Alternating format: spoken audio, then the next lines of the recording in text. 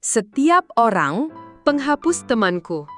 Saya meminjamnya, aku kehilangannya.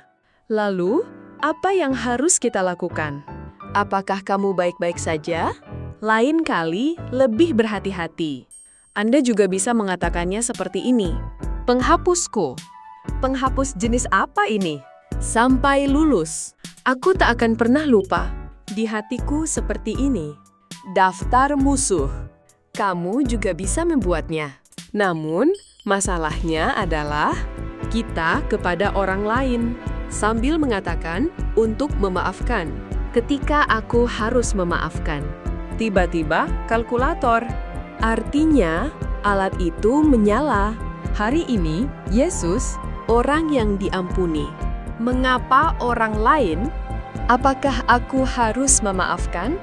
Dengan metafora yang sangat kuat. Tolong beritahu saya.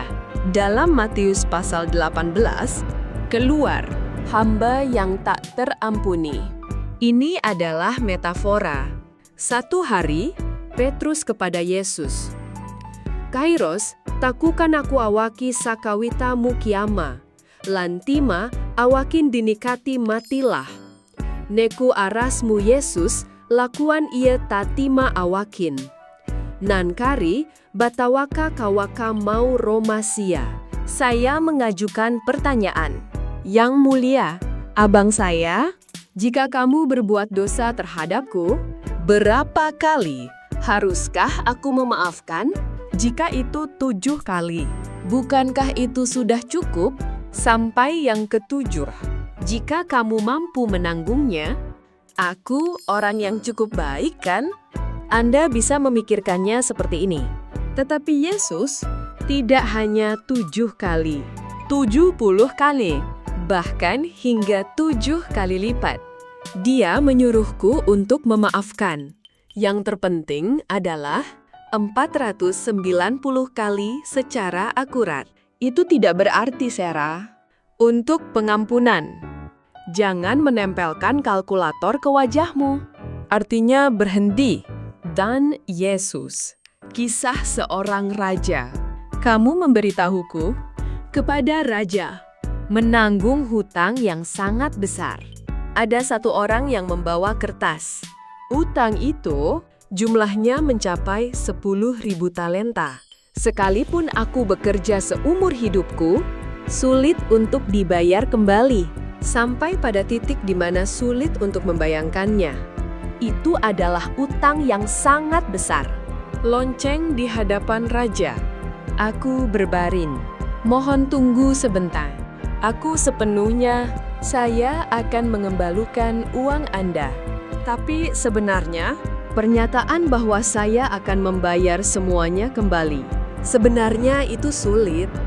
Pada saat itu, raja mengambil keputusan yang mengejutkan. Kasihanilah pelayan itu. Semua hutang. Saya sudah menghapusnya. Lonceng itu adalah istana kerajaan. Saat aku keluar, aku selamat. Hidupku. Semuanya dimulai lagi. Kemungkinan besar seperti inilah kejadiannya. Namun, kertas itu, orang yang berutang uang kepadanya.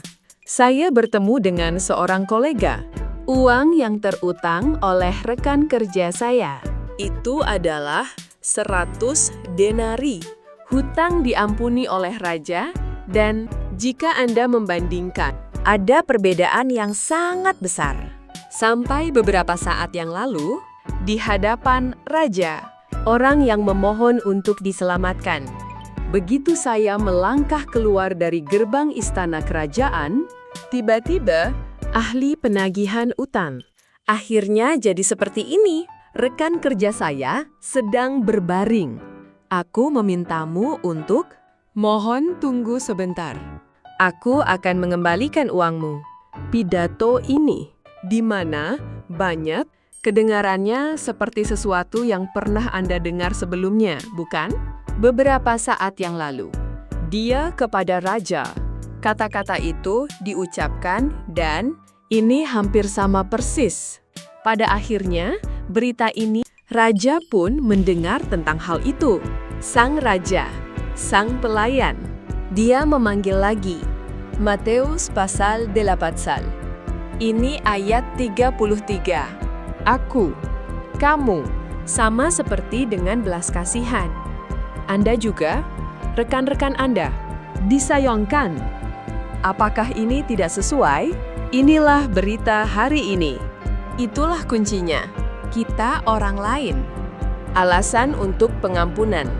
Orang itu bukan karena kamu berprestasi dengan baik. Orang itu, sekalipun aku layak mendapatkan pengampunan. Tidak. Saya akan duluan, karena aku telah diampuni oleh Tuhan. Itulah alasannya. Pengampunan. Saya berhasil mengatasi kesalahan itu.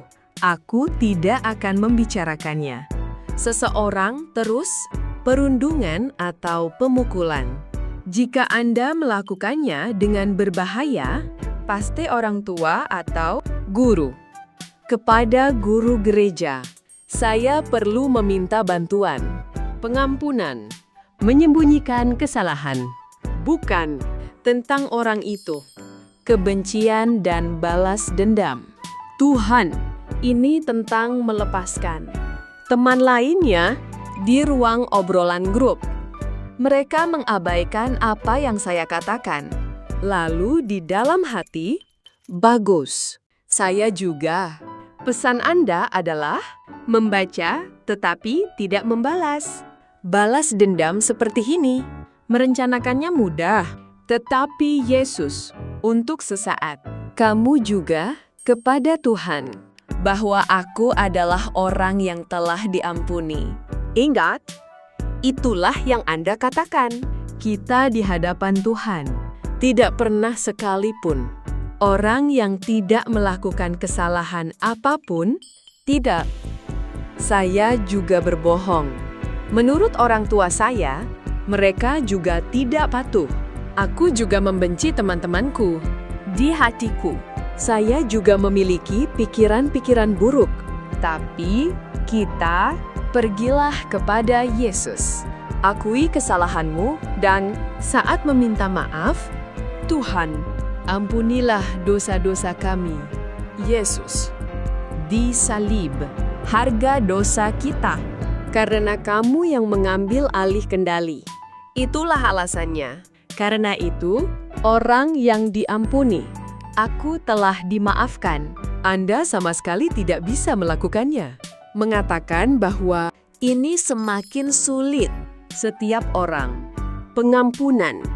Menghapus kenangan. Ini bukan tombol di komputer. Pilih sebuah berkas. Tekan hapus. Jika Anda juga mengosongkan tempat sampah, hati yang murni. Bahkan inisialisasinya. Tidak. Kenangan yang menyakitkan. Itu mungkin akan muncul lagi.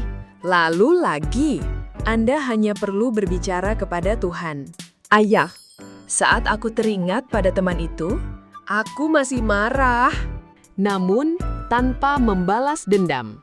Tuhan, aku ingin mempercayakannya padamu. Membantu. Ini pun tentang pengampunan. Ini adalah sebuah proses. Pengampunan terkadang bukan satu kata dalam pilihan ganda. Bisa jadi ketat. Dan kita saat memaafkan. Pertama, orang yang menjadi bebas dibandingkan dengan orang lain. Saat aku menjadi diriku sendiri, ada banyak jika Anda menyimpan kebencian untuk waktu yang lama di dalam kantung pikiran. Batu berat. Apa yang saya bawa setiap hari? Ini mirip temanku di lapangan olahraga. Aku sedang bersenang-senang. Aku sendirian. Pada saat itu, dia, kamu mengatakan itu padaku. Aku terus berpikir, ini sangat tidak adil. Ini hatiku. Orang lain memegang remote control. Jadi, jadilah seperti itu. Tetapi, jika kamu memaafkan, remote control itu, aku akan menghidupkannya kembali. Hatiku. Tanpa membiarkannya berujung pada kebencian. Tuhan, Aku mempercayakannya padamu. Sebelum pulang hari ini, hanya satu orang. Cobalah untuk mengingat teman yang menyakitiku. Director's Notes. Teman yang menggodaku. Barang-barangku. Seorang teman yang menulis tanpa izin. Teman yang mengabaikan apa yang kukatakan. Secara kebetulan, seorang kakak laki-laki atau adik laki-laki. Bisa jadi itu orang tuamu. Dan seperti ini, aku sedang memikirkannya. Aku kepada Tuhan. Seberapa besar pengampunan? Apakah mereka menerimanya? Jika kamu ingat itu, pengampunan masih tetap ada. Mungkin ini tidak mudah, tetapi alasan untuk pengampunan menjadi jelas. Aku telah diampuni. Itu karena aku manusia. Kepada raja, utang besar, seperti seorang hamba yang diampuni. Kita pun berasal dari Tuhan. Setelah menerima rahmat yang besar, mereka adalah manusia. Jadi, Yesus, orang yang diampuni. Sebagai orang yang pemaaf, apakah kamu ingin hidup? Sekarang bersama, aku akan berdoa. Tuhan yang penuh kasih, Dia yang mengasihi kita melalui Yesus. Dosa-dosa kita, terima kasih atas pengampunan-Mu. Terima kasih, temanku bagiku. Saat merasa sakit, kebencian, dan keinginan untuk balas dendam. Terkadang hal itu terjadi. Setiap kali itu terjadi, saya akan duluan diampuni oleh Tuhan, yang disebut manusia. Tolong biarkan aku mengingatnya. Saya berhasil mengatasi kesalahan itu. Ini bukan tentang berbicara. Kebencian dan balas dendam dapat dipercayakan kepada Tuhan. Tolong beri aku keberanian. Sulit untuk memaafkan. Jika ada seseorang, aku bisa memaafkan orang itu. Tolong bantu saya mewujudkannya. Dan aku juga kepada orang lain. Saat kamu menyakiti seseorang, pertama-tama saya minta maaf. Mampu berbicara. Orang yang pemberani. Tolong wujudkanlah ini. Dalam nama Yesus, aku berdoa. Director's Notes. Amin.